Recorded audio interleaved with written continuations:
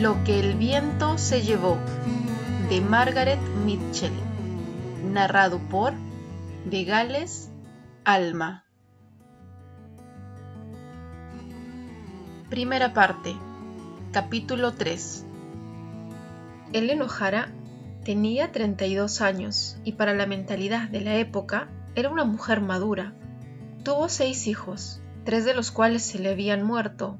Era alta. Su pequeño y fogoso marido no le llegaba más arriba de los hombros, pero se movía con una gracia tan reposada en su ondeante saya de volantes que su estatura no llamaba la atención. Su cuello, surgiendo del ceñido corpiño de tafetán negro, era redondo y fino, de piel blanquísima, y parecía doblarse ligeramente hacia atrás por el peso de su espléndida cabellera, recogida en una redecilla sobre la nuca. Había heredado los ojos oscuros, algo oblicuos, sombreados por largas pestañas, y el negro cabello de su madre, una francesa cuyos padres se habían refugiado en Haití durante la Revolución de 1791. De su padre, el soldado de Napoleón, procedían su larga nariz recta y las mandíbulas cuadradas que rectificaba la curva suave de las mejillas. Solo el transcurrir de la vida había podido dar al rostro de Ellen aquella expresión de orgullo sin altanería, su gracia, su melancolía y su carencia absoluta de sentido del humor. Hubiera sido una mujer de notable belleza de haber tenido más brillo en los ojos, más color en su sonrisa, más espontaneidad en su voz que sonaba como dulce melodía en los oídos de sus familiares y de sus sirvientes. Hablaba con el suave acento de los georgianos de la costa, líquido en las vocales y dulce en las consonantes, con un lejano vestigio del acento francés. Era una voz que no se alzaba jamás para dar órdenes a un criado o para reprochar la travesura de un niño. Sin embargo, todos la obedecían en tara, mientras que los gritos de su marido eran silenciosamente desacatados. Hasta donde Scarlett podía recordar, su madre siempre había sido la misma, su voz suave y dulce, tanto para reprochar como para alabar, sus modales tranquilos y dignos, a pesar de las cotidianas necesidades del turbulento dueño de la casa, su carácter siempre sereno y su temple firme, aun cuando había perdido 3 de sus hijos. Scarlett no había visto jamás a su madre apoyarse en el respaldo de la silla, ni sentarse sin una labor de costura entre sus manos, a excepción de las horas de las comidas, cuando asistía a los enfermos o se ocupaba con la contabilidad de la plantación. Si había visitas, se enfrascaba en un bordado delicado. Otras veces, sus manos se ocupaban de las camisas plisadas de Gerald, de los vestidos de los niños o de la ropa de los esclavos. Scarlett no acertaba a imaginarse las manos de su madre sin el dedal de oro, ni su figura altiva sin la compañía de la negrita, que no tenía otra ocupación en su vida que la de poner o quitar la mesa, y de llevar de aposento en aposento la caja encarnada de las labores, cuando Ellen se ajetreaba de acá para allá en la casa vigilando la cocina, la limpieza y los trabajos de costura para los trajes de los plantadores. Jamás había visto a su madre abandonar su austera placidez o faltar a ninguna de sus obligaciones, tanto si era de día como de noche.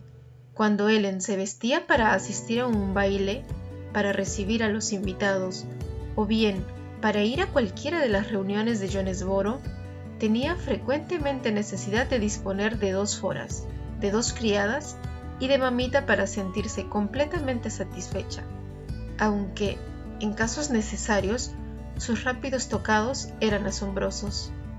Scarlett, cuya habitación se hallaba situada frente a la de su madre, al otro lado del vestíbulo, conocía desde su infancia el sordo rozar de los pies descalzos de los negros que correteaban por el pavimento de madera desde el alba, las urgentes llamadas en la puerta de su madre, las voces aterradas y roncas de los negros que gemían enfermos, de los que nacían y morían en la hilera de cabañas blanqueadas de sus alojamientos. De niña, se deslizaba hasta la puerta, atisbando a través de las rendijas.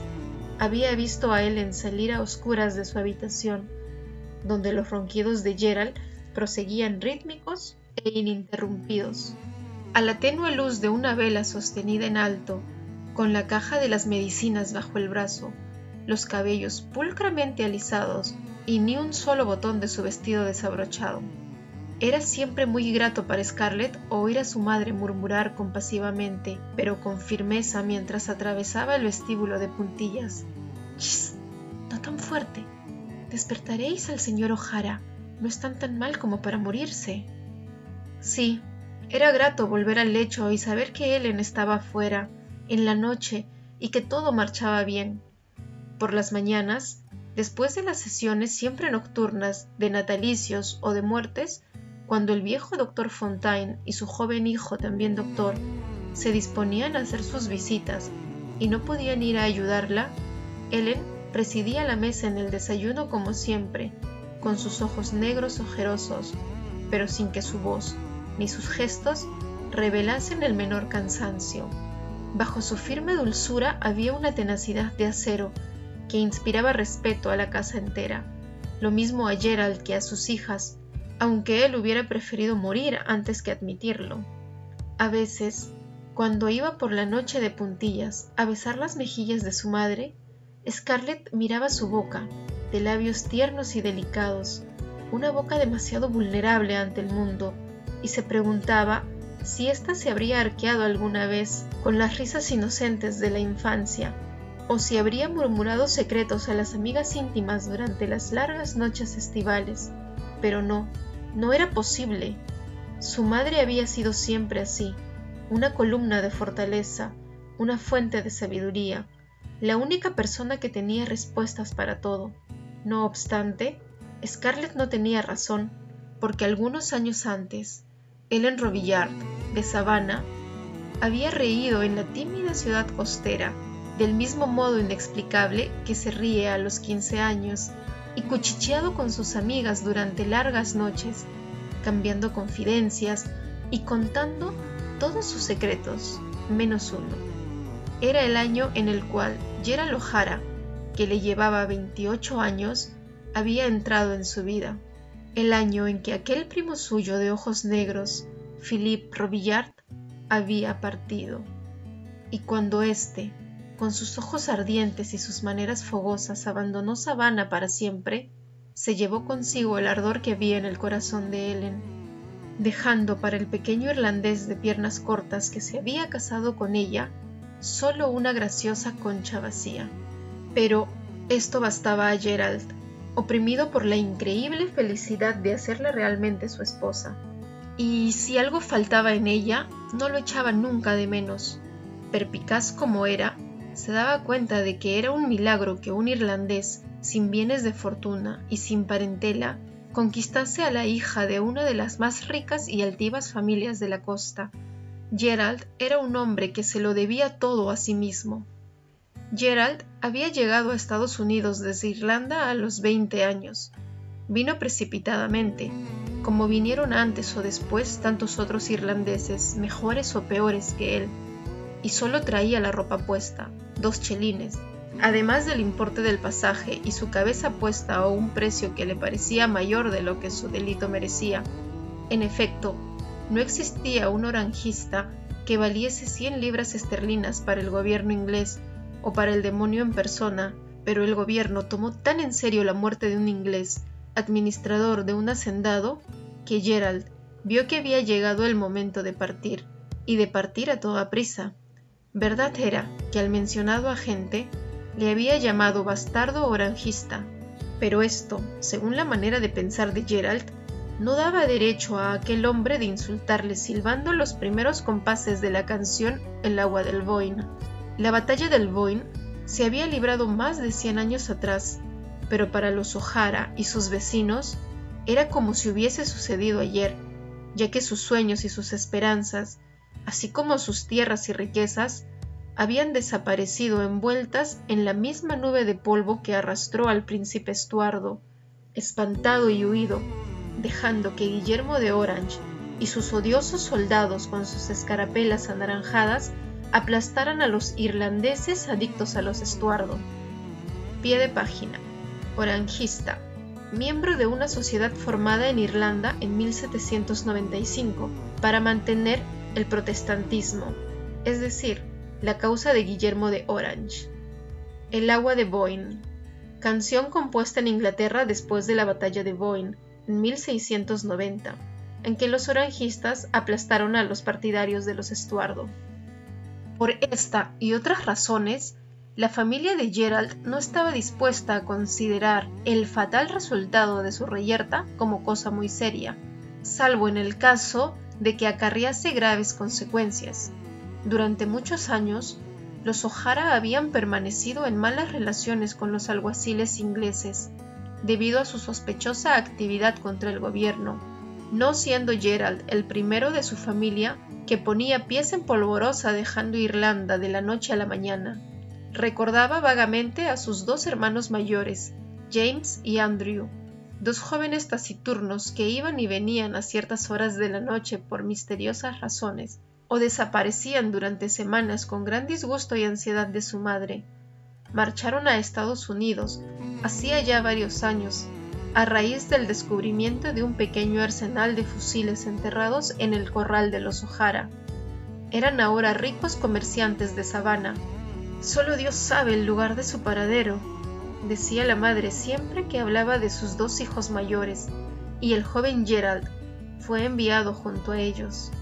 Abandonó la casa con un beso de su madre en las mejillas, su ferviente bendición católica y la amonestación de su padre: «Recuerda quién eres y no quites nada a nadie».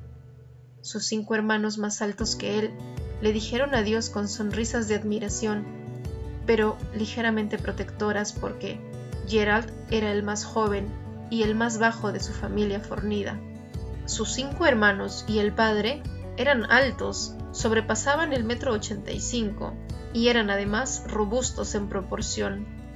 Pero Gerald, el pequeño, a los 21 años, sabía que el Señor, en su sabiduría, no le había conseguido más que 1,60 m. Pero Gerald nunca perdió el tiempo en lamentarse por su estatura, ni pensó jamás que eso fuese un obstáculo para obtener cualquier cosa que desease. Más bien, fue su sólida pequeñez la que le hizo ser lo que era, ya que aprendió, en buena hora, que la gente pequeña ha de ser resistente para sobrevivir entre la de gran tamaño, y Gerald era resistente. Sus hermanos, altos de estatura, eran torvos y silenciosos. En ellos, la tradición familiar de las glorias pasadas, perdidas para siempre, enconábase en virtud de un odio contenido que estallaba en amargo sarcasmo. Si Gerald hubiese sido musculoso, habría sido como los otros O'Hara, y actuando oscura y silenciosamente entre los rebeldes contra el gobierno. Pero Gerald era alborotador y testarudo, como decía su madre cariñosamente, impulsivo, pronto a hacer uso de los puños con una susceptibilidad muy evidente. Se pavoneaba entre los altos O'Hara como un orgulloso gallito de pelea en un corral con gigantescos gallos domésticos. Ellos le querían, le hacían rabiar para oírle alborotar y le golpeaban con sus grandes puños solamente lo necesario para mantener al Benjamín en su justo lugar. Si la educación que Gerald había llevado a Estados Unidos era insuficiente, él lo ignoró siempre, y si se lo hubiesen dicho, no le habría importado. Su madre le enseñó a leer y escribir con claridad, le gustaban las cuentas, y aquí terminaban sus conocimientos. El único latín que conocía era el de las respuestas de la misa, y la sola historia, la de las múltiples injusticias cometidas con irlandeses, no conocía más poesía que la de Moore, ni más música que las canciones irlandesas que le habían transmitido a través de los años. Aunque sentía un gran respeto por quienes tenían más conocimientos intelectuales que él, no los echaba nunca de menos. ¿Qué necesidad habría tenido de estas cosas en un país nuevo, donde los más ignorantes irlandeses habían hecho fortuna? En aquel país solo se exigía a los hombres que fuesen fuertes y no tuviesen miedo al trabajo. Tampoco James y Andrew, que le acogieron en su almacén de Savannah, lamentaron su falta de cultura. Su clara caligrafía, sus cálculos exactos y su habilidad para el regateo le conquistaron su respeto, mientras que si el joven Gerald hubiese poseído conocimientos de literatura o un refinado gusto musical, no hubiera suscitado en ellos más que bufidos desdeñosos. Estados Unidos, en los primeros años del siglo, había sido bondadoso con los irlandeses. James y Andrew, que empezaron transportando mercancías en carros cubiertos desde Savannah a las ciudades interiores de Georgia, habían prosperado hasta tener un almacén propio, y Gerald prosperó con ellos. Le agradaba el sur, y pronto llegó a ser, en opinión suya, un sudista. En los estados del sur y en sus habitantes había muchas cosas que no comprendería nunca, pero, con la cordialidad innata en su carácter, adoptó sus ideas y costumbres tal como las entendía. Póquer y carreras de caballos, política ardiente y código caballeresco, derechos de los estados y maldiciones a todos los yanquis, devoción al rey algodón, desprecio a los blancos míseros y exagerada cortesía con las mujeres. Aprendió incluso a masticar tabaco. No le fue necesario adquirir la facilidad de beber whisky, porque la poseía de nacimiento. Gerald seguía siendo el Gerald de siempre. Sus hábitos de vida y sus ideas cambiaron, pero él no quiso variar sus modales, aunque hubiese sido capaz de ello. Admiraba la elegancia afectada de los ricos plantadores de arroz y de algodón, artículos que transportaban a Savannah desde sus reinos pantanosos en caballos de pura sangre, seguidos de los carruajes de sus señoras, igualmente elegantes, y de las carretas de sus esclavos. Pero Gerald no consiguió nunca ser elegante. Aquel modo de hablar perezoso y confuso sonaba agradablemente en sus oídos, pero su propio acento vivo adheríase a su lengua. Le agradaba la gracia indolente con que realizaban negocios importantes, arriesgando una fortuna, una plantación o un esclavo a una carta y escribiendo sus pérdidas con indiferente buen humor y sin darle mayor importancia que a la calderilla que arrojaban a los negritos. Pero Gerald había conocido la pobreza y jamás pudo aprender a perder el dinero alegremente y de buen grado.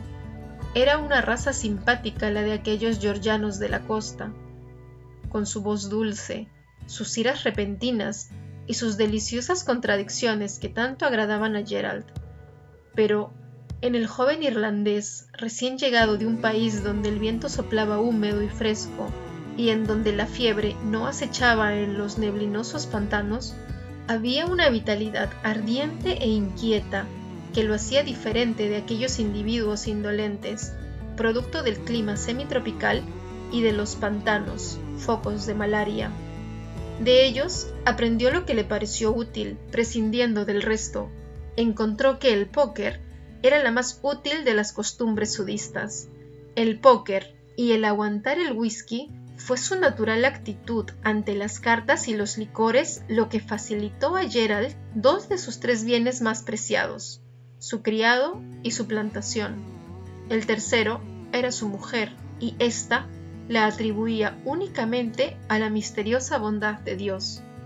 El criado, llamado Pork, un negro lustroso, digno y práctico en todas las artes de la elegancia indumentaria, era el resultado de una noche entera de póquer con un plantador de la isla de Saint Simon, cuyo denuedo en la baladronada igualaba al de Gerald, pero que no tenía su misma resistencia para el ron de Nueva Orleans.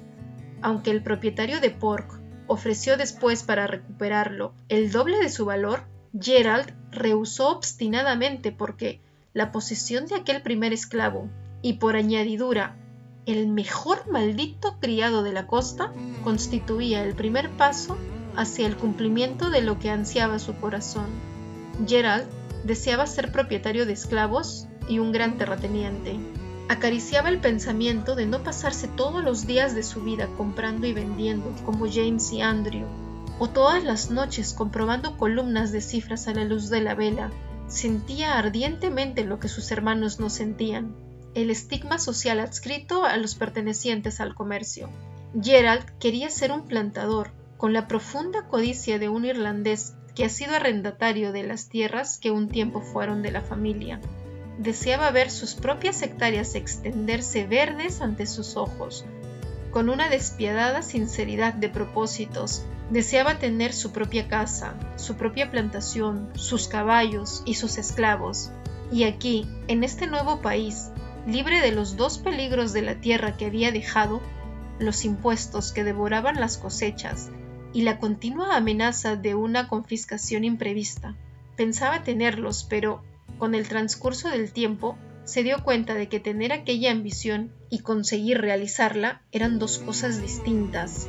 La costa georgiana estaba sostenida tan firmemente por una aristocracia atrincherada en sus reductos que era muy difícil que él pudiera nunca esperar conseguir el puesto que se proponía.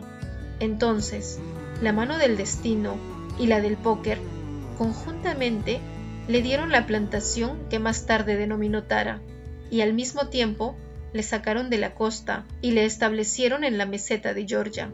Ocurrió en un salón de Savannah, en una cálida noche de primavera, cuando la casual conversación de un desconocido sentado a su lado hizo que Gerald aguce el oído.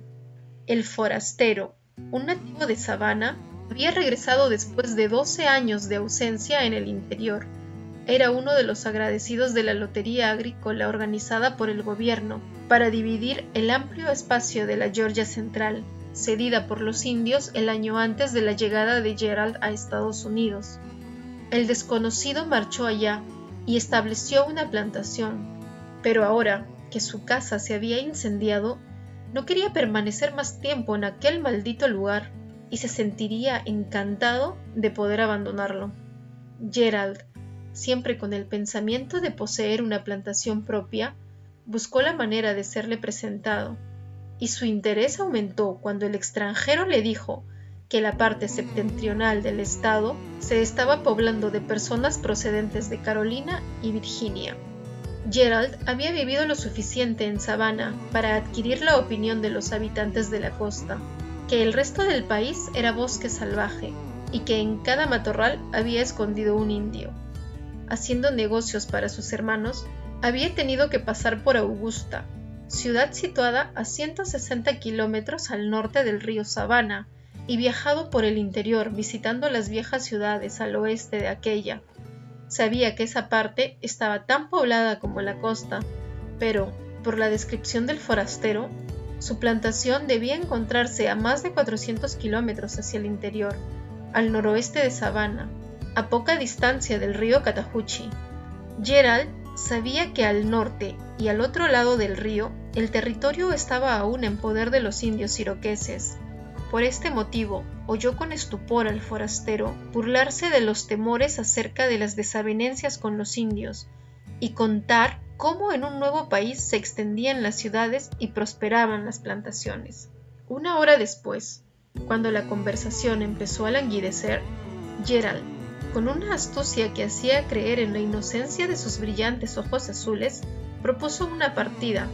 A medida que avanzaba la noche y las bebidas se sucedían, los demás jugadores fueron abandonando la partida, dejando que contendiesen Gerald y el forastero.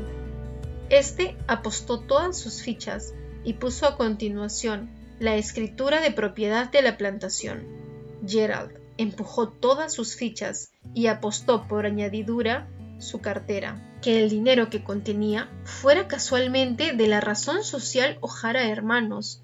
No inquietaba su conciencia hasta el punto de confesarlo antes de la misa de la mañana siguiente. Sabía lo que quería, y cuando Gerald quería algo, lo conquistaba por el camino más corto. Además, tenía tal fe en su destino y en los 4 doces que ni por un momento se preguntó cómo restituiría el dinero si se echaban sobre la mesa cartas mayores. No es negocio su ganancia, y me alegro de no tener que pagar más contribuciones allá, suspiró el poseedor de un trío de haces pidiendo pluma y tintero. La casa grande se incendió hace un año, y en los campos crecen malezas y pinos, pero ya son suyos. No mezcles nunca las cartas con el whisky, como no haya sido destetado con aguardiente irlandés, dijo gravemente aquella noche Gerald a Pork mientras éste le ayudaba a acostarse, y el criado, que había empezado a chapurrear el dialecto irlandés por admiración a su amo, le respondió en una extraña combinación de jerga negra y de dialecto del condado de Meath, que hubiera confundido a cualquiera, excepto a ellos dos. El fangoso río Flint, que corría silencioso entre murallas de pinos y encinas cubiertas de retorcidas vides silvestres, rodeaba la nueva tierra de Gerald como un brazo curvado, erguido en la pequeña cima sobre la cual había estado en un tiempo la casa. Veía aquella gran barrera verde que representaba la agradable evidencia de su posesión, como si fuese una cerca construida por él mismo para señalar su propiedad, firme sobre los cimientos ennegrecidos de la casa quemada. Contemplaba la gran avenida de árboles que conducía al camino y juraba ruidosamente con una alegría demasiado profunda para permitirle una plegaria de acción de gracias. Aquellas dos líneas paralelas de árboles frondosos eran suyas, suyo aquel prado abandonado, inválido por las cizañas que crecían sin trabas bajo los jóvenes magnolios, los campos, incluso tachonados de pinos y de malezas espinosas que a los cuatro lados se extendían, lejana su quebrada superficie de arcilla rojiza, pertenecían a Gerald O'Hara. Eran todos suyos, porque él poseía un obstinado cerebro irlandés y el valor de apostarlo todo en una jugada de cartas. Gerald cerró los ojos y, en el silencio de aquellos cereales, sintió que había llegado al hogar. Allí, bajo sus pies, surgiría una casa de ladrillos enjalbegados. Al otro lado del camino se harían nuevas cercas que encerrarían rollizo ganado y caballos de raza, y la rojiza tierra que descendía desde la ladera de la colina a la fértil orilla del río resplandecería al sol como un edredón.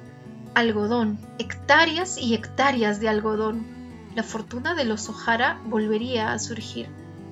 Con una pequeña cantidad que sus hermanos le prestaron con escaso entusiasmo y con una bonita suma obtenida por la hipoteca del terreno, Gerald adquirió los primeros braseros y se fue a vivir a Tara en soledad de soltero, en la casita de 4 aposentos de mayoral, hasta el día en que se levantaron los blancos muros de Tara.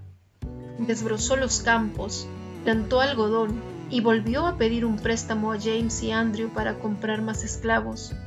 Los O'Hara eran como una tribu unida, ligada en la prosperidad y en el infortunio, no por excesiva afección familiar, sino porque habían aprendido durante los años dolorosos que una familia debe, para poder sobrevivir, presentar al mundo un frente compacto. Prestaron el dinero a Gerald, y en los años siguientes aquel dinero volvió a aquellos con intereses. Gradualmente, la plantación se ensanchó porque Gerald compró más hectáreas situadas en las cercanías, y con el tiempo la Casa Blanca llegó a ser una realidad en vez de un sueño.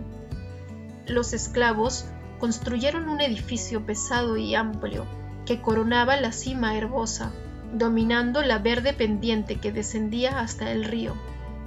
A Gerald le agradaba mucho porque, aun siendo nuevo, tenía un aspecto añejo.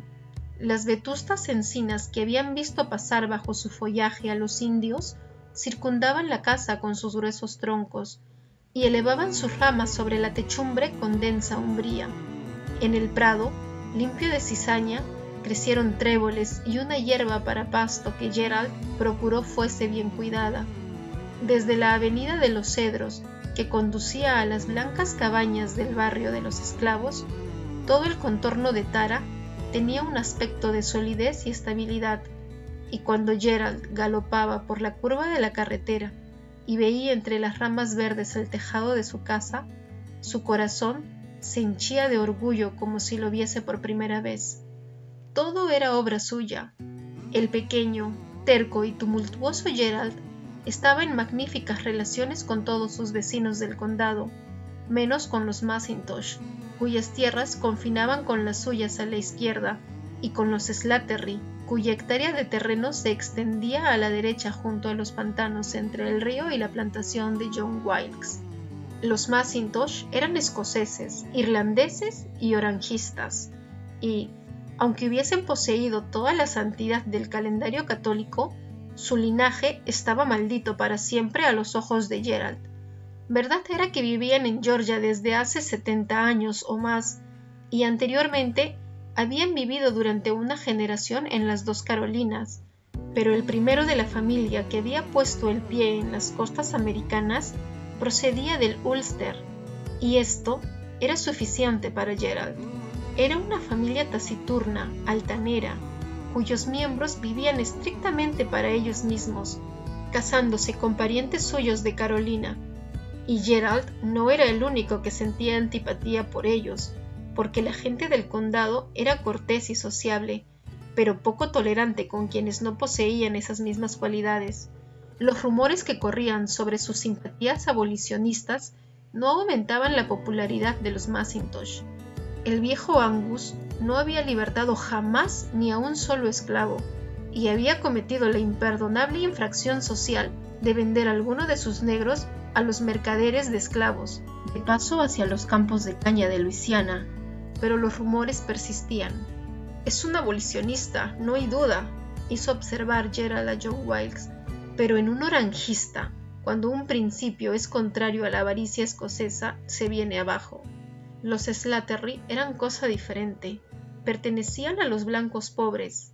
No se les concedía siquiera el envidioso respeto que la independencia de Angus Mackintosh conseguía forzadamente de las familias vecinas. El viejo Slattery, que permanecía desesperadamente aferrado a sus escasas hectáreas de terreno, a pesar de las constantes ofertas de Gerald y de John Wilkes, era inútil y quejumbroso. Su esposa, una mujer desgreñada de aspecto enfermizo y pálido, era la madre de una prole de chicos ceñudos y conejiles, que aumentaba cada año.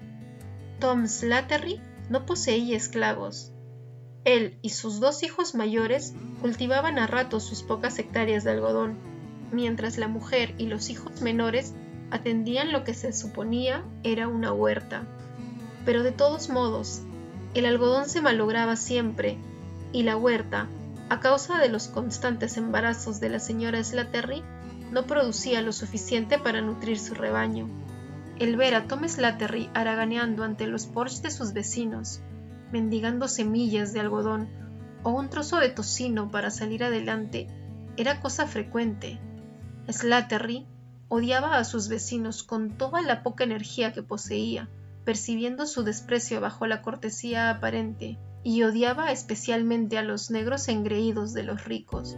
Los esclavos negros del condado se consideraban superiores a los pobretones blancos, y su visible desprecio le hería, así como su más segura posición en la vida excitaba su envidia. En contraste con su propia existencia miserable, ellos estaban bien alimentados, bien vestidos y cuidados cuando eran viejos o estaban enfermos. Se sentían orgullosos del buen nombre de sus amos, y la mayor parte de ellos de pertenecer a gente de calidad, mientras que él era despreciado por todos. Tom Slattery podía haber vendido su granja por el triple de su valor a cualquier plantador del condado. Estos hubieran considerado bien gastado el dinero por librarse de la comunidad de un indeseable, pero él prefería quedarse y vivir miserablemente del provecho de una bala de algodón y de la caridad de sus vecinos. Con el resto del condado, Gerald mantenía relaciones de amistad, y con algunos de sus vecinos de intimidad, los Wilkes, los Calvert, los Tarleton, los Fontaine. Todos sonreían cuando la figurilla del irlandés sobre el gran caballo blanco galopaba por sus carreteras, y le hacían señas para que vaciase grandes copas en las que echaban una buena cantidad de aguardiente de maíz sobre una cucharadita de azúcar y una ramita de menta picada. Gerald era simpático, y los vecinos se enteraban con el tiempo de lo que los niños, los negros y los perros descubrían a primera vista. Esto es, que detrás de su voz retumbante y de sus modales truculentos se escondía un buen corazón, un oído acogedor y servicial, y una cartera abierta a todos. Su llegada tenía lugar siempre entre un tumulto de perros que ladraban y de negritos que gritaban corriendo a su encuentro, disputándose el privilegio de sujetar su caballo y retrocediéndose y gesticulando al oír sus afables insultos.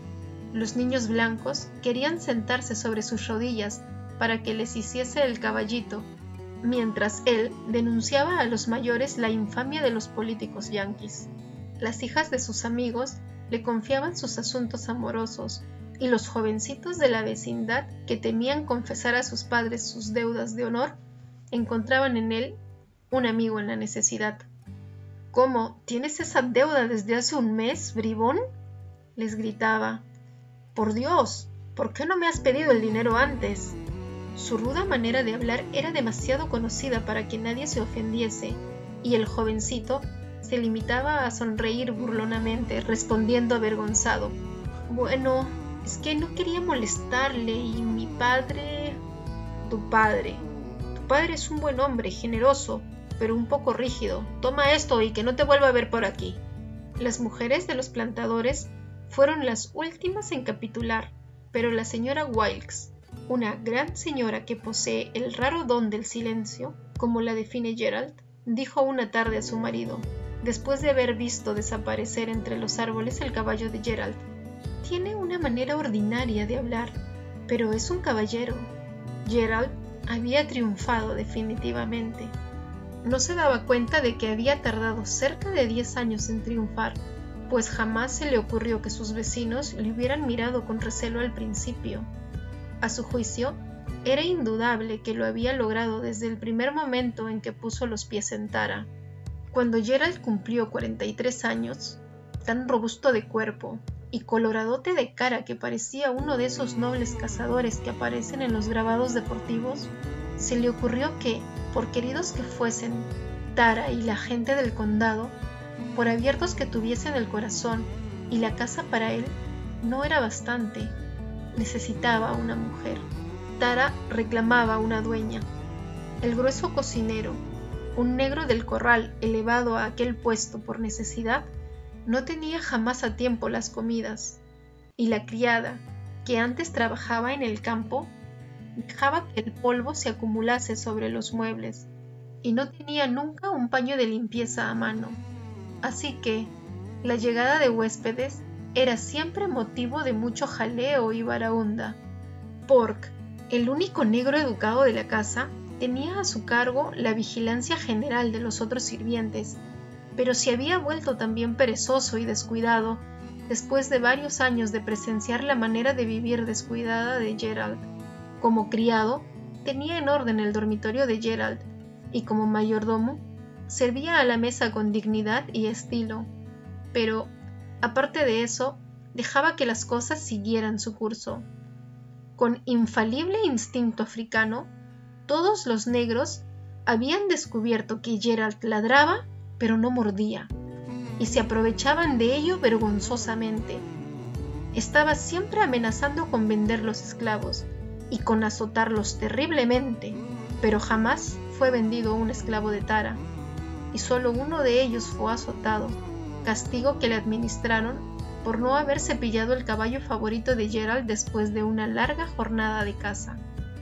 Los ojos azules de Gerald observaban lo bien cuidadas que estaban las casas de sus vecinos, y con qué facilidad dirigían a sus sirvientes las señoras de cabellos repeinados y de crujientes faldas. Él no sabía el trajín que tenían aquellas mujeres desde el alba hasta medianoche, consagradas a la vigilancia de la cocina, a la crianza, a la costura y al lavado. Veía únicamente los resultados exteriores, y estos le impresionaban. La urgente necesidad de una esposa se le apareció claramente una mañana mientras se vestía para ir a caballo a la ciudad a asistir a una vista en la audiencia. Pork sacó su camisa plisada preferida, tan torpemente zurcida por la doncella que solo un criado hubiera podido ponérsela. «Señor Gerald», dijo Pork agradecido, doblando la camisa mientras Gerald se enfurecía, «lo que usted necesita es una esposa que le traiga muchos negros a la casa».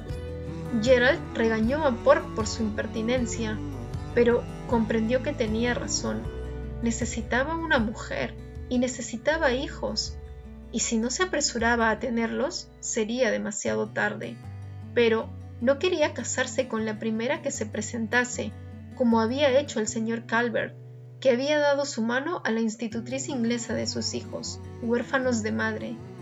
Su mujer debía ser una señora, una verdadera señora, digna y elegante como la señora Wilkes, y capaz de dirigir Tara como la señora Wilkes regía su propiedad.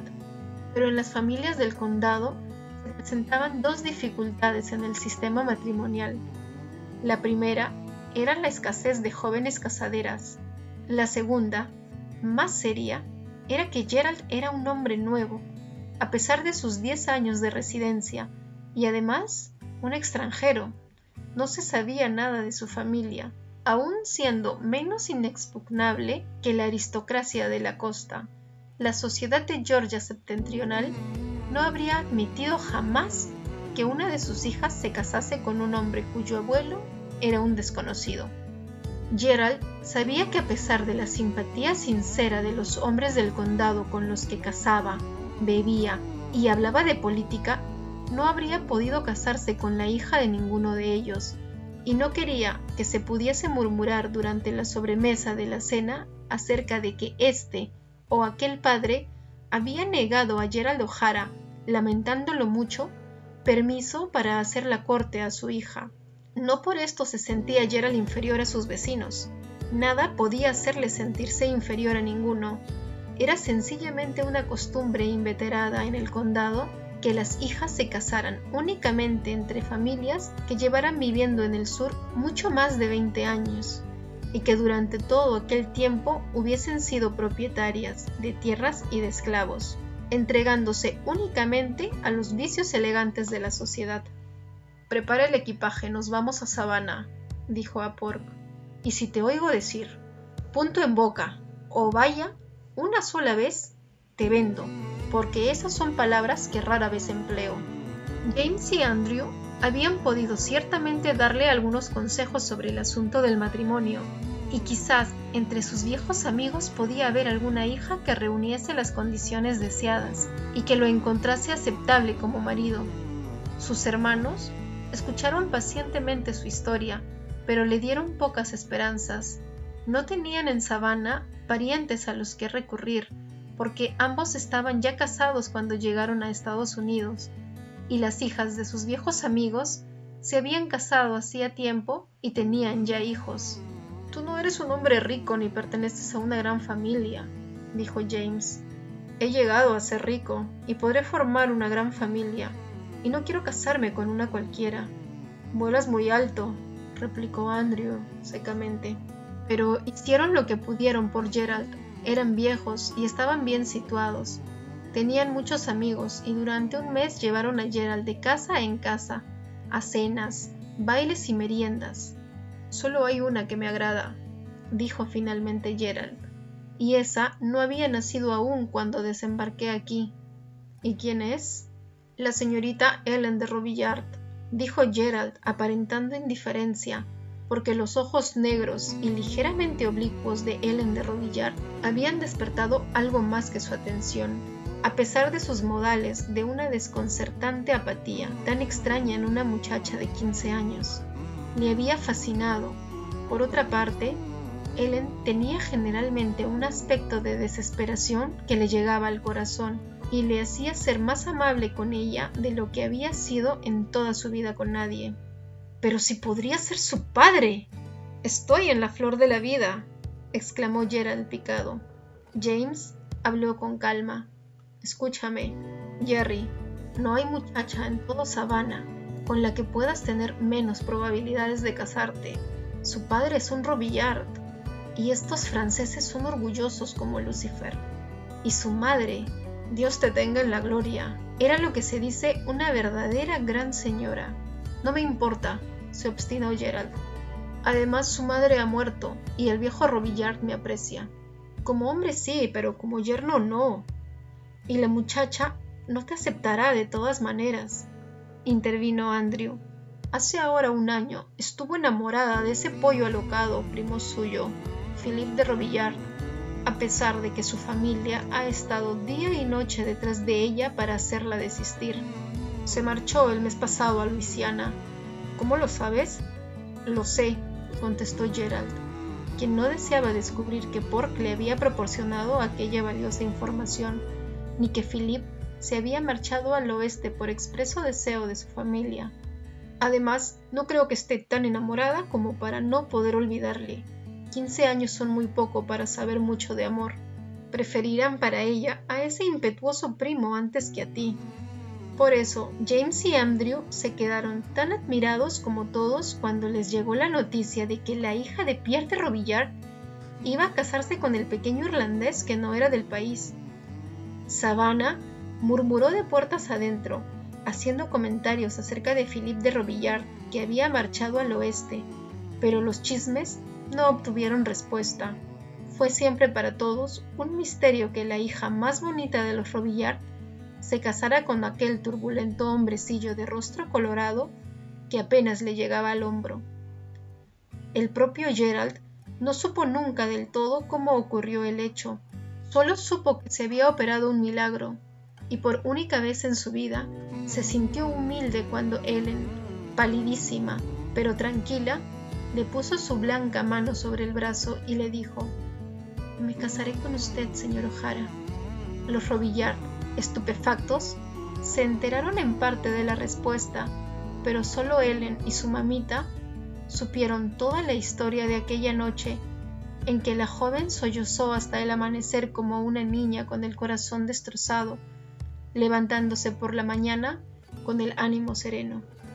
Con un presentimiento, mamita llevó a su joven señora un paquetito enviado desde Nueva Orleans con la nueva dirección escrita con letra desconocida. El paquetito contenía una miniatura de Ellen, que ella dejó caer al suelo con un grito, 4 cartas escritas de su puño y letra a Philip de Robillard y otra breve de un sacerdote de Nueva Orleans, anunciándole la muerte de su primo en una riña de taberna. «Le hicieron marcharse, mi padre, Pauline y Eulalie. Le hicieron marcharse, sí. Los odio a todos. No quiero verlos más. Quiero irme a donde no pueda verlos más, ni a ellos, ni a esta ciudad, ni nada que me recuerde a él». Y, cuando acababa la noche, mamita, que también había llorado inclinada sobre la cabeza morena de su ama, dijo a modo de protesta: «Pero tú no puedes hacer eso, tesoro». «Lo haré, es un hombre bueno. Lo haré o entraré en el convento de Charleston». Fue la amenaza del convento lo que hizo finalmente ceder a Pierre de Robillard, trastornado y afligido. Era un fiel presbiteriano, aunque su familia fuese católica, y la idea de que su hija se hiciese monja le resultaba más penosa que su casamiento con Gerald O'Hara. Después de todo, contra éste no tenía nada, como no fuese su falta de familia. Así, Ellen, que ya no era Robillard, volvió la espalda a Savannah para no regresar nunca más, y viajó hacia Tara con un marido de mediana edad, mamita y 20 negros de la casa. Al siguiente año nació su primera hija, a la que bautizaron con el nombre de Katy Scarlett, como la madre de Gerald. Este se desilusionó porque esperaba un hijo, aunque sin embargo le agradó su morena hijita lo suficiente para servir ron a todos los esclavos de Tara y beber él también con ruidosa alegría. Nadie supo jamás si Ellen lamentó alguna vez su decisión de casarse con él, y menos que nadie Gerald, que reventaba casi de orgullo cada vez que la miraba. Ella había borrado de su mente a Savannah y sus recuerdos cuando abandonó aquella graciosa y acogedora ciudad, y desde el momento en que llegó al condado, Georgia del Norte se convirtió en su patria. Cuando salió para siempre de casa de su padre, dejó una mansión de líneas tan bellas y esbeltas como las de un cuerpo de mujer, como las de un navío a toda vela, una casa pintada con un rosado estuco, construida al estilo colonial francés, que se levantaba con delicada traza y accesible por unas escaleras de caracol con barandillas de hierro forjado, tan finas como encaje. Una casa rica y graciosa, pero algo altiva. Había abandonado no solo la airosa morada, sino también toda la civilización que existía dentro de aquel edificio. Se encontraba en un mundo tan extraño y distinto como si hubiera arribado a otro continente. La Georgia septentrional era una región escarpada, habitada por gentes ásperas. Desde lo alto de la meseta, al pie de la cordillera de las Blue Ridge Mountains, veía hacia donde quiera que mirase colinas rojizas, con enormes picos de granito y esbeltos pinos que se alzaban umbrosos por doquier. Todo parecía selvático y bravío a sus ojos acostumbrados a la costa y a la tranquila belleza de las islas tapizadas de musgo gris y verde, con las blancas fajas de sus playas abrasadas bajo el sol semitropical y las vastas perspectivas de tierra arenosa tachonada de palmeras. Era aquella de Georgia, una región que conocía lo mismo del frío invernal que el calor del verano, y en la gente había un vigor y una energía que la sorprendían. Eran personas buenas, corteses, generosas, de carácter afable, pero resueltas, viriles y propensas a la ira. Los habitantes de la costa que ella había abandonado se vanagloriaban de tomar todos sus asuntos, incluso los duelos y contiendas, con actitud indolente, pero estos de Georgia del Norte tenían una veta de violencia. En la costa, la vida se había suavizado. Aquí era juvenil, vigorosa y nueva. Todas las personas que Ellen había conocido en Savannah estaban cortadas por el mismo patrón. Eran parecidísimos sus puntos de vista y sus tradiciones. Aquí la gente era de una gran variedad. Los colonos de Georgia del Norte venían de lugares muy diversos, de otras partes de Georgia, de las Carolinas, de Virginia, de Europa y del Norte. Algunos, como Gerald, eran gente nueva en busca de fortuna. Otros, como Ellen, eran miembros de viejas familias que encontraron la vida insoportable en sus antiguos hogares y habían buscado refugio en las tierras distantes. Muchos se habían trasladado sin otra razón que la sangre inquieta de sus padres exploradores que corría aún vivificante por sus venas.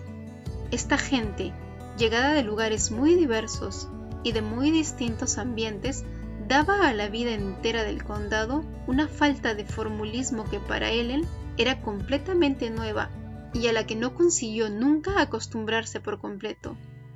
Sabía instintivamente cómo hubiera obrado la gente de la costa en cualquier circunstancia. Allí no consiguió nunca descubrir lo que habría hecho un georgiano del norte. Todos los negocios de la región prosperaban rápidamente en una ola que rodaba hacia el sur. Todo el mundo pedía algodón, y la tierra nueva de la comarca, fértil y lozana, los producía en abundancia. El algodón era el latir del corazón de la comarca. La siembra y la recolección eran la sístole y la diástole de la rojiza tierra. De los surcos sinuosos brotaba la riqueza, y también la arrogancia creada por las verdes matas y las hectáreas de blanco vellón. Si éste los había hecho ricos en una generación, ¿cuánto más los haría en la próxima? La seguridad del mañana daba placer y entusiasmo por la vida, y la gente del condado gozaba de la existencia con una sinceridad que Ellen no comprendió jamás. Tenían dinero bastante y los suficientes esclavos para que les quedase tiempo de divertirse, y les gustaba el juego. Parecían no estar nunca ocupados. No dejaban de asistir a una partida de pesca, o de caza, o una carrera de caballos, y no pasaba apenas una semana sin barbacoa o baile. Ellen no quiso nunca, o no pudo, llegar a ser por completo como ellos. Había dejado en Savannah mucho de sí misma, pero los respetaba, y con el tiempo aprendió a admirar la franqueza y la rectitud de aquella gente, muy poco reticente y que valoraba a un hombre por lo que era. Llegó a ser la vecina más querida del condado. Era una ama de casa ahorrativa y afable, una buena madre y una esposa fiel. El dolor egoísta que habría dedicado a la iglesia lo consagró, en lugar de a ella, al servicio de sus hijos, de su casa y del hombre que la había arrancado de Savannah y de sus recuerdos sin hacerle jamás una pregunta. Cuando Scarlett tuvo 1 año, más sana y fuerte de lo que una niña tiene derecho a ser, según mamita, nació la segunda hija de Ellen, bautizada con los nombres de Susan Eleanor, pero a la que llamaban siempre Sue Ellen. y a su debido tiempo vino Carine, inscrita en la Biblia familiar como Carolina Irene. La siguieron 3 muchachos que murieron antes de haber aprendido a andar, 3 niños que ahora yacían bajo los retorcidos cedros en el cementerio a 100 metros de la casa, bajo 3 lápidas, cada una de las cuales llevaba el nombre de Gerald O'Hara Jr. Desde el día en que Ellen llegó a Tara, el lugar había ido transformándose. Aunque ella solo tenía 15 años, estaba, no obstante, preparada para las responsabilidades de una dueña de plantación. Antes del matrimonio, las muchachas tenían que ser, sobre todo, dulces, amables, bellas y decorativas, pero después de casadas, debían regir una casa con 100 personas o más, entre blancos y negros, y con vistas a esto eran educadas. Ellen había recibido la preparación para el matrimonio que se da a toda señorita de buena familia, y además tenía a mamita, que con su energía era capaz de galvanizar al negro más holgazán. Pronto impuso orden, dignidad y gracia a la casa de Gerald, y dio a Tara una belleza que antes no había tenido nunca. La casa fue construida sin seguir ningún género de plan arquitectónico, y le añadían cuartos donde y cuando iban siendo necesarios, pero, con el cuidado y la atención de Ellen, adquirió un encanto especial que provenían justamente de su falta de diseño.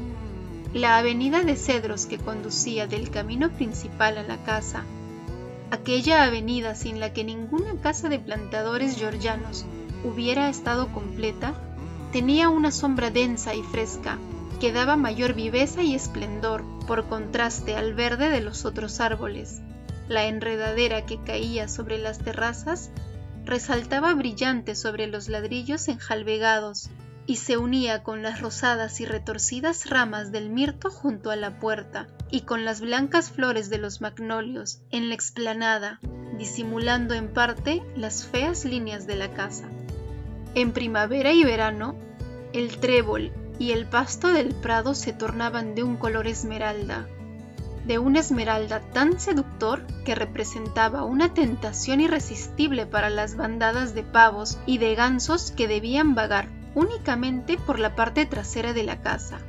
Los más viejos de la bandada se desviaban continuamente en clandestinos avances hacia la explanada delantera, atraídos por el verde de la hierba y la sabrosa promesa de los capullos y de los macizos sembrados.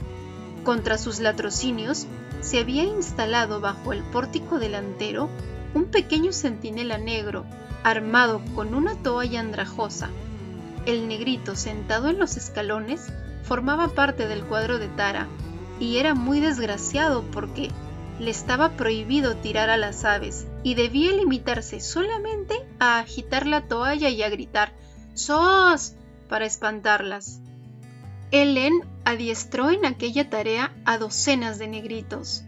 Era el primer puesto de responsabilidad que desempeñaba un esclavo en Tara. Cuando cumplían 10 años, eran enviados al viejo Daddy, el zapatero de la plantación, para aprender su oficio, o a Amos, el carpintero y carrero, o a Philip, el vaquero, o a Cuffy, el mozo de mulas. Si no mostraban aptitudes para ninguno de estos oficios, trabajaban en el campo y, en opinión de los negros, habían perdido sus derechos a cualquier posición social. La vida de Ellen no era fácil ni feliz, pero ella no había esperado que fuese fácil y, en cuanto a la felicidad, era aquel su destino de mujer. El mundo pertenecía a los hombres y ella lo aceptaba así. El hombre era el dueño de la prosperidad y la mujer lo dirigía. El hombre se llevaba el mérito de la gerencia y la mujer encomiaba su talento. El hombre mugía como un toro cuando se clavaba una astilla en un dedo y la mujer sofocaba sus gemidos en el parto por temor a molestarle. Los hombres eran ásperos al hablar y se emborrachaban con frecuencia. Las mujeres ignoraban las brusquedades de expresión y metían en la cama a los borrachos, sin decir palabras agrias. Los hombres eran rudos y francos, y las mujeres siempre buenas, afables e inclinadas al perdón. Ella había sido educada en las tradiciones de las grandes señoras, a quienes se les enseña a soportar su carga, conservando su encanto, y pensaba que sus 3 hijas llegarían a ser también grandes señoras. Con las 2 más jóvenes lo había conseguido porque Sue Ellen ansiaba tanto ser atractiva que prestaba oídos atentos y obedientes a las enseñanzas de su madre, y Carrine era tímida y fácil de guiar, pero Scarlett, verdadera hija de Gerald, encontró áspero el camino del señorío. Ante la indignación de mamita, prefería compañeros de juego que no fuesen sus formales hermanitas o las bien educadas niñas de los Wilkes, sino los negritos de la plantación y los chicos de la vecindad, y sabía trepar a un árbol o tirar una piedra tan bien como cualquiera de ellos. Mamita estaba muy disgustada de que una hija de Ellen manifestara tales inclinaciones, y con frecuencia la conjuraba a que se comportase como una señora. Pero Ellen tomaba el asunto con una actitud más tolerante y previsora. Sabía que los compañeros de infancia serían, años después, sus pretendientes, y el primer deber de una muchacha era casarse. Se decía a sí misma que la niña estaba simplemente llena de vida y que habría tiempo de enseñarle las artes y gracias precisas para resultar atractiva a los hombres. A tal fin encaminaron Ellen y mamita sus esfuerzos, y cuando Scarlett creció, se hizo una buena alumna en esta materia, pero no aprendió casi ninguna otra cosa, a pesar de una serie de institutrices y de 2 años en la cercana Academia Femenina de Fayetteville. Su educación era muy incompleta. Sin embargo, ninguna muchacha del condado bailaba con más gracia que ella. Sabía sonreír haciendo resaltar los hoyuelos de su rostro, caminar anadeando para que las amplias faldas de su miriñaque oscilaran fascinantes. Sabía mirar a un hombre a la cara y bajar después los ojos pestañeando rápidamente, de modo que pareciese el temblor de una dulce emoción. Pero sobre todo, aprendió a ocultar a los hombres una inteligencia aguda bajo un rostro tan dulce y tierno como el de un niño. Ellen, con amonestaciones en tono suave, y mamita, con sus constantes censuras, trataban de inculcar en ella las cualidades que la habrían de hacer verdaderamente deseable como esposa. «Debes ser más amable, querida, más sosegada», decía Ellen a su hija. «No debes interrumpir a los caballeros que te hablen, aunque creas saber más que ellos sobre el asunto de que traten. A los caballeros no les gustan las muchachas demasiado desenvueltas. Las señoritas tontas que presumen mucho y dicen «quiero esto, no quiero aquello», pueden dar por seguro que no encontrarán marido», profetizaba mamita con enfado. «Las muchachas deben bajar los ojos y decir «sí, señor, está muy bien lo que usted dice, señor». Entre las 2 le enseñaron todo lo que una señorita bien nacida debía saber, pero ella aprendió solamente los signos exteriores de la urbanidad. No aprendió nunca la gracia interior de la que esos signos deben brotar. No la aprendió nunca, ni vio la necesidad de aprenderla. Con las apariencias bastaba, porque sus apariencias señoriles le atraían cortejadores, y ella no deseaba más. Gerald se jactaba de que su hija era la mayor beldad de los 5 condados, lo cual era, en parte verdad, pues le habían hecho proposiciones matrimoniales casi todos los jóvenes de las cercanías y de muchos lugares tan lejanos como Atlanta y Savannah. A los 16 años, gracias a mamita y a Ellen, Scarlett parecía dulce, encantadora y vivaracha, pero era en realidad caprichosa, presumida y terca. Tenía las pasiones fácilmente excitables de su padre irlandés y nada, excepto una tenue capa exterior del carácter desinteresado e indulgente de su madre. Ellen no se dio jamás completamente cuenta de que era solo una capa, pues Scarlett le ponía siempre su mejor cara a su madre, ocultando sus travesuras, refrenando sus temperamentos y mostrándose en presencia de Ellen lo más suave que podía, porque su madre sabía, con una sola mirada de reproche, hacerla llorar. Pero mamita no se hacía ilusiones sobre ella y estaba constantemente alerta a las grietas de aquella capa. Los ojos de mamita eran más agudos que los de Ellen, y Scarlett no recordaba nunca haberla podido engañar por mucho tiempo. No es que estas dos guías afectuosas deplorasen la alegría, la vivacidad y la fascinación y el hechizo de Scarlett. Estos eran rasgos de los que las mujeres del sur se enorgullecían. Era el carácter terco e impetuoso de Gerald lo que las preocupaba en ella, y a veces temían que no pudieran ocultarse sus cualidades nocivas antes de que hiciese un buen matrimonio.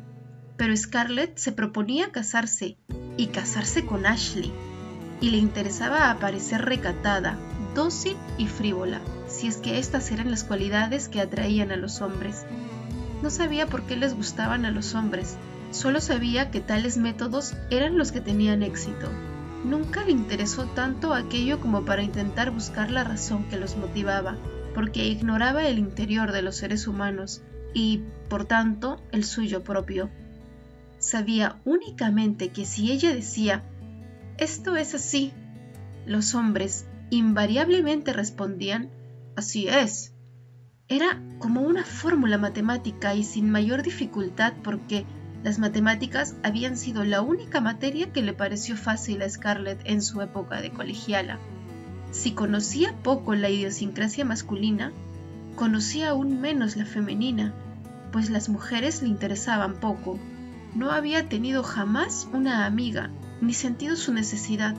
Para ella, todas las mujeres, incluso sus dos hermanas, eran enemigas naturales que perseguían la misma presa, el hombre. Todas las mujeres, excepto una, su madre. Ellen O'Hara era diferente, y Scarlett la consideraba como algo sagrado, aparte del resto del género humano. De niña, confundía a su madre con la Virgen María, y ahora que era mayor, no veía motivo para cambiar de opinión. Para ella, Ellen representaba esta completa seguridad que solo el cielo o una madre pueden dar.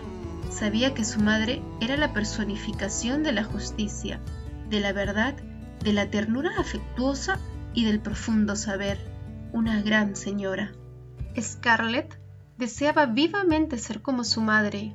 La única dificultad era que, siendo justa y sincera, tierna y desinteresada, una se perdía la mayor parte de los goces de la vida y, sin duda, muchos cortejadores. Y la vida era demasiado breve para renunciar a tantas cosas agradables. Algún día, cuando se hubiese casado con Ashley y fuese vieja, algún día, cuando tuviese tiempo, trataría de ser como Ellen, pero hasta entonces